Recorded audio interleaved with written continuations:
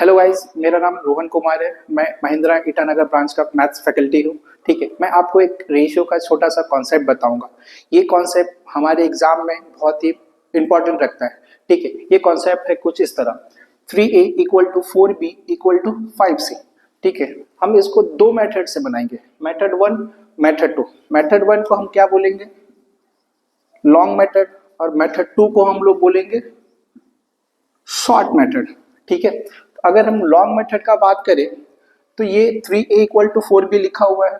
ठीक है, अब मैं क्या करूंगा कि क्रॉस मल्टीप्लीकेशन करूंगा, a बाई बी कर लूंगा, 4 को 4 की जगह ही रखूंगा और 3 को नीचे लिखा रखूंगा। ठीक है, अब ये ऐसा हो जाएगा। ठीक है, अब इसी तरह मैं 5b और 4b और 5c को उठाऊंगा। जैसे ही मैंने इस नंबर को उठाया, फिर मैं क्रॉस मेथड लगाऊंगा।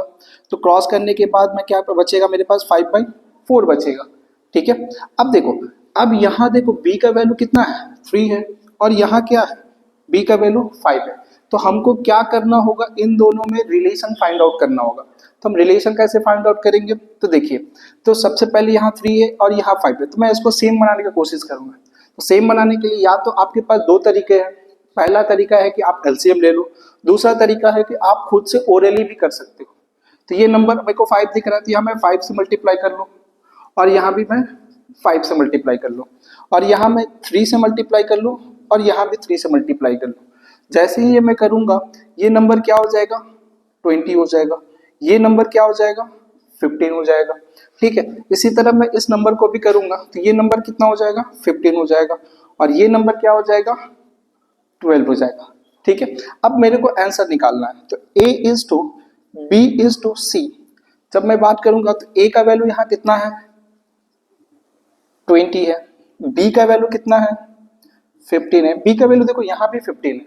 ठीक है, और c का वैल्यू कितना है, 12 है। तो ये मेथड थोड़ा लॉन्गेस्ट हो जाता है, क्योंकि हम लोग कॉम्पिटिटिव एग्जाम का प्रिपरेशन कर रहे हैं, तो हमको शॉर्ट मेथड आना चाहिए। अगर आपको शॉर्ट मेथड नहीं आता है तो आप किसी भी एग्जाम को बहुत इजीली क्रैक नहीं कर सकते। अगर आपको इजीली क्रैक करना है तो आपको शॉर्ट मेथड आना पड़ेगा। ठीक है, तो देखो शॉर्ट मेथड कुछ इस तरह है, a is to B is to C. अब देखो, जो वैल्यू आपको निकालना है उस पर उंगली रख लो। मान लो कि आपको a का वैल्यू निकालना है। ठीक है, जैसे आपको a का वैल्यू निकालना है तो 5 इंटू 4 को मल्टीप्लाई करो। ठीक है, 5 इंटू 4 को अगर मल्टीप्लाई करते हो तो क्या आता है, 20 आता है। ठीक है, अगर b को मल्टीप्लाई करना है, ठीक है, अगर सॉरी b को अगर निकालना है तो क्या करोगे, 3 इंटू 5 करोगे। 3 इंटू 5 करोगे तो क्या आ जाएगा, 15 आ जाएगा। इसी तरह अगर c को निकालना है तो क्या करोगे, 4 इंटू 3 करोगे, कितना आ जाएगा, 12 आ जाएगा। इसी तरह ट्रिक्स जानने के लिए हमारे महिंद्रा इंस्टीट्यूट में आए, हम आपको एक से बेहतरीन कॉन्सेप्ट बताएंगे। ठीक है, धन्यवाद।